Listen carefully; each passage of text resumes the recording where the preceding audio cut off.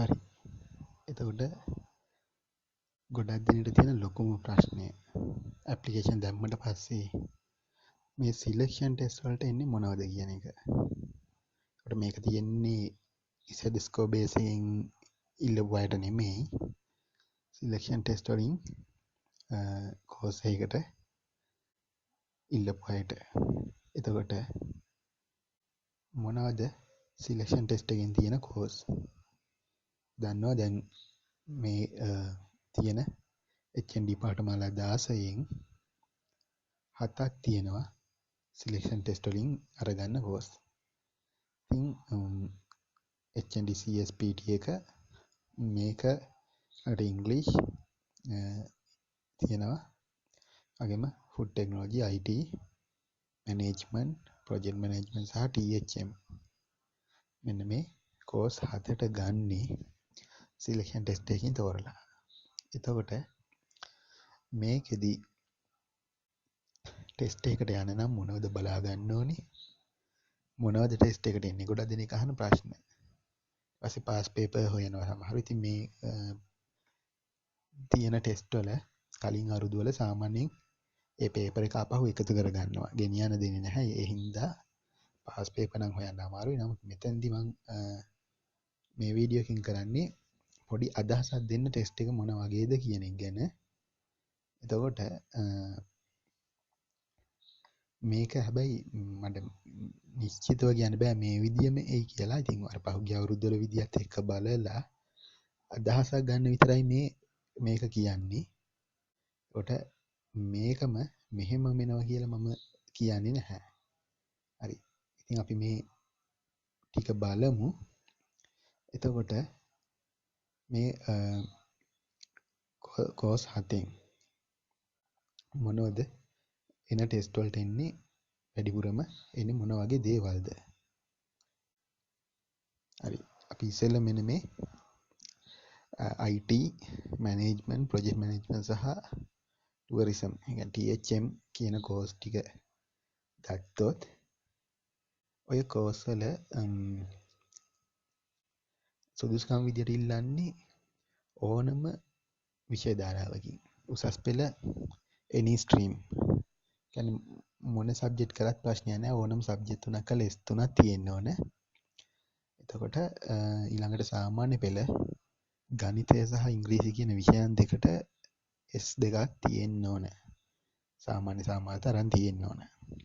එතකොට දැන් මෙතෙන්දී විශේෂයෙන් වැඩිපුර බලන්න විෂයක් නැහැ. මොකද ඕනම විෂයක් කරපු අයට ඉල්ලන්න පුළුවන් ඒවනේ. විශේෂයෙන් නැහැ. ඉතින් මේ ටෙස්ට් වලට ඒකින්ද විශේෂ විෂයක් කියලා නෙමෙයි එන්නේ. සාමාන්‍ය මේ ටෙස්ට් තියෙන්නේ MCQ. MCQ තියෙනවා සාමාන්‍ය උත්තර කීපයක් දීපු ප්‍රශ්න.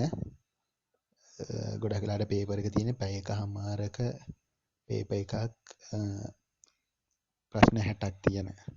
කියන්නේ විනාඩි 90ක කාලයක් තියෙන. ඒ කියන්නේ එක ප්‍රශ්නයකට විනාඩි 1කමාරක් වගේ කාලයක් ලැබෙන විදිහේ පේපර්ස් තියෙන්නේ. ඔය කාලේ තමයි සාමාන්‍ය IT පේපර් එක. අනිත් ඒවත් ඒ විදිහම තමයි මම දන්න විදිහට. ඉතින් මේවට මොනවද එන්නේ?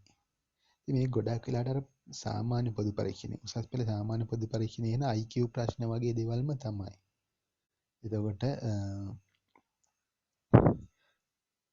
ඒ කියන්නේ සාමාන්‍ය සංඛ්‍යා රටා දීලා ඊළඟට එන සංඛ්‍යාව මොකද්ද? ඊට පස්සේ ඔය එක හැඩතල රූප දීලා ඊළඟට මේක ඊළඟට එන්න ඕන රූපය මොකද්ද? ඊට පස්සේ ගණිත ගැටලු. ඊපස්සේ ඔය අකුරු වලින් හැදිච්ච රටා රහස් භාෂාව වලින් වචන තෝරන ඒවා. ඔන්න වගේ ගණිත ගැටලු IQ පැත්තට තියෙන ගැටලු තමයි මේ ටෙස්ට් වලට එන්නේ. එතකොට වැඩිපුරම එන්නේ. ඔක්කොම නෙමෙයි.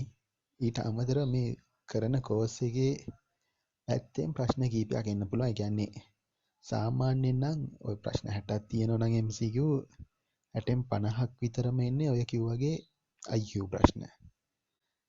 එතකොට ඒවා සාමාන්‍ය දැනුමින් يعني තමන්ගේ අර ගණිත හැකියාවයි ඔය රටා තේරුම් ගැනීම ඒ වගේ දේවල් තමයි ඔතෙන්දි බලන්නේ.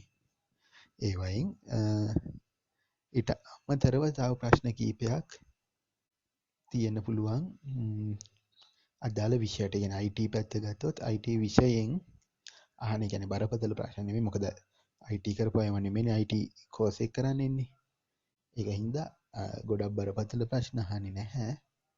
සාමාන්‍යයෙන් කෙටි සාමාන්‍ය දැනීමක් විදියට අපි දැනන් ඉන්නවා කියලා හිතන ඒ ක්ෂේත්‍රයට අදාළ ප්‍රශ්න කීපයකුත් තියෙන්න පුළුවන්. කොහොමනත් බරපතල ඒවා නෙමෙයි මේ අර ප්‍රශ්නයකට තියෙන විනාඩි එකමාරක් වගේ කාලයනේ. ඒ කාලය ඇතුළත කරන්න පුළුවන් විදිය ප්‍රශ්න එන්නේ. එතකොට ඔය කෝස් හතරේ ඔය විදිය තමයි ඉතින් ඔය හතරේදී යන්නේ. එතකොට ඊළඟට බලමු ෆුඩ් ටෙක්නොලොජි.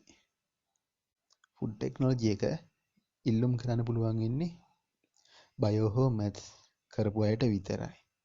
ඒ ලෙවල් බයෝ හෝ මැත්ස් කළා විෂයන් තුනට S3 කරන් තියෙන්න ඕන.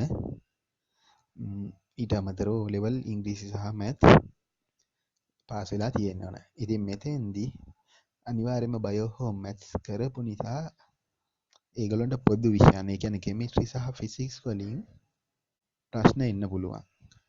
ප්‍රශ්න බහුතරයක් ඒ වයින් කෙමිස්ට්‍රි සහ ෆිසික්ස් වල හැබැයි මේ MCQ තමයි මේකත්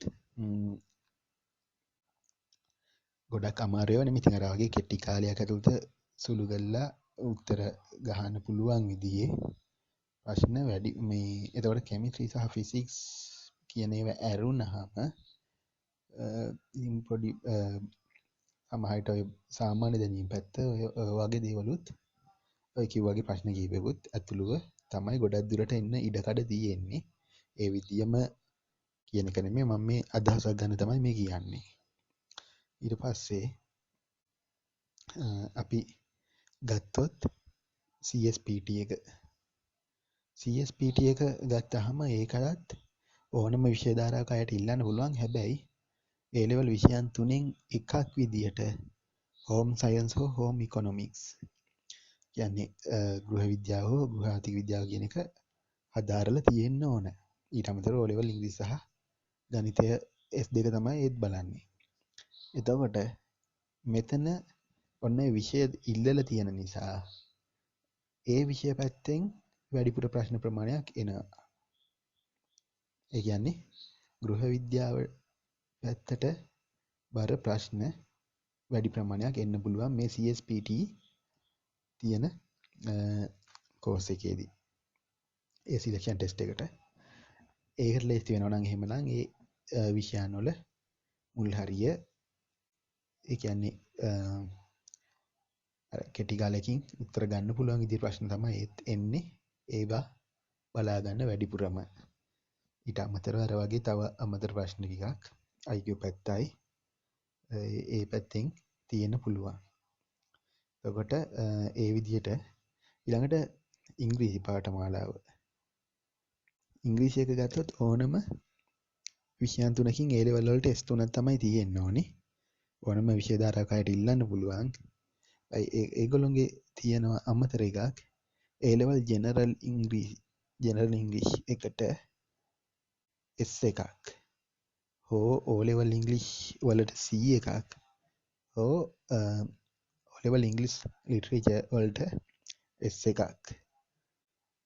ඔන්න තුනෙන් එකක් හරි තියෙන්න ඕන. එතකොට ඒ කියන්නේ මේකෙදි බලන්නේ ඉංග්‍රීසි දැනුම. එතකොට ඉංග්‍රීසි දැනුම කිව්වහම ගොඩක් වෙලාවට සාමාන්‍ය පෙළ ඉංග්‍රීසි පේපර් එක මට්ටමේ එකක් තමයි බලාපොරොත්තු වෙන්න වෙන්නේ. ඉතින් මේක කලින් අවුරුදු නම් ලියන පේපර් එකකුත් එක්කම දීලා තියෙනවා. ඒ කියන්නේ සාමාන්‍ය පෙළ පේපර් දන්නවනේ සාමාන්‍යයෙන් එන විදිය. හිස්තැන් පුරවන්න ඊට පස්සේ ඡේදය අදීලේකින් කෙටි ප්‍රශ්න පිළිතුරු ලියන්න. ඔය වගේ ඊට පස්සේ කෙටි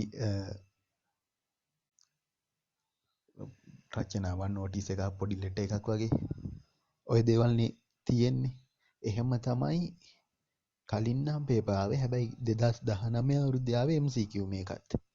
ඉංග්‍රීසි එකත් MCQ 60ක පේපර් එකක් ආවේ. එතකොට ඒ කියන්නේ මේ පාරත් එහෙම බලාපොරොත්තු වෙන්න පුළුවන් අපිට. ඉතින් MCQ එක තනිකරම ඉංග්‍රීසි දැනුම තමයි ඉංග්‍රීසි පේපර් එකේ නම් බලන්නේ. එතකොට ගොඩක් දුරට දැන් උදාහරණයකට ගත්තොත් මොන හරි වාක්‍යයක් දීලා හිස් තැනක් තියලා එතෙන්ට එන්න ඕනේ. go, went, gone, will go. එහෙම නැත්නම් good, better, best. අන්න ඒ වගේ උත්තර දීලා තියෙනවා නිවැරදිව ගහන්න ඕන තෝරලා. ඒ විදිහට කියන්නේ තැනට ගැලපෙන. එහෙම ඊට පස්සේ ඡේදයක් දීලා ඒකෙන් ප්‍රශ්න අහලා ඒකිනුත් MCQ විදිහට උත්තර දීලා. ඒ කියන්නේ ඉංග්‍රීසි දැනුම බලන ඒවා විතරයි තැන තියෙන්නේ. ඉතින් ඔය විදිය තමයි මේ සිලෙක්ෂන් ටෙස්ට් වල එන පේපර්ස්.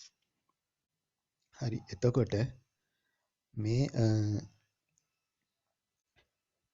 විදියට තමයි සාමාන්‍යයෙන් ඒ කියන්නේ පහුගිය කාලේ තිබිච්ච ඒවාත් එක තමයි මම මේ කියන්නේ. ඉතින් ඒ විදිය අපි බලාපොරොත්තු වෙන්න පුළුවන් මේ විදිය ටෙස්ට් තමයි එන්නේ කියලා. හැබැයි ඒක එහෙමමයි කියලා කියන්න අපිට හරියට බෑ. මොකද පේපර්ස් ටික අලුතෙන් මේ පාර මේ හැදෙන විදිය කොහොමද කියන්න දන්නේ නැහනේ. නමුත් ඔය විදිය තමයි වෙනස් වෙන්න එකක් නැහැ. සාමාන්‍යයෙන් බලන්නේ ඒ කෝස් එකට අවශ්‍ය දැනුම. අර කිව්වාගේ විශේෂයෙන් ඉල්ලපු සුදුසුකමක් නැතුව පොදුවේ ගන්න ඒවට බලන්නේ IQ ගණිත ගැටලු පැත්ත. ඊට පස්සේ එක මොන හරි විශේෂ සුදුසුකමක්, ඒ කියන්නේ උසස් පෙළ විෂය ධාරා හෝ යම්කිසි විශේෂ විෂයන් ඉල්ලනවා නම් අන්නේ විෂය දැනුම වැඩිපුර චෙක් වෙනවා. හරි.